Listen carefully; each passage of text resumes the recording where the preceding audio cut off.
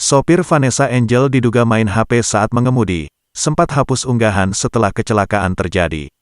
Netizen menyoroti kecelakaan yang menewaskan Vanessa Angel dan Febri Andriansyah di tol Jombang Mojokerto pada Kamis siang. Sang sopir yang mengaku kelelahan serta mengantuk mengakibatkan mobil yang mereka tumpangi hilang kendali hingga menabrak pembatas tol.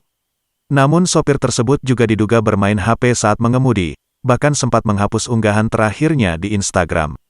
Namun ada dugaan sopir Vanessa Angel tersebut juga bermain handphone saat mengemudi. Bahkan ia sempat membuat unggahan sedang mengemudi dengan kecepatan tinggi di akun Instagramnya @tubagusjody. Sayangnya unggahan tersebut telah dihapus. Sebuah akun anonim di Twitter @horunworld sempat mengunggah ulang postingan Tubagusjody. Netizen menduga hal tersebut dilakukan sang sopir karena takut terjerat pasal berlapis.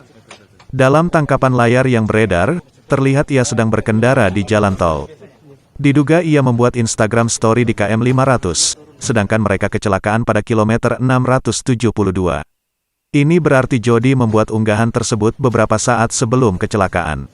Bahkan Fuji, adik ipar Vanessa Angel yang baru saja bertemu malam kemarin sempat berkomentar dalam unggahan Instagram Tubagusjody. Ia menyebut Jody jahat dalam kolom komentar salah satu unggahan sopir Vanessa Angel itu.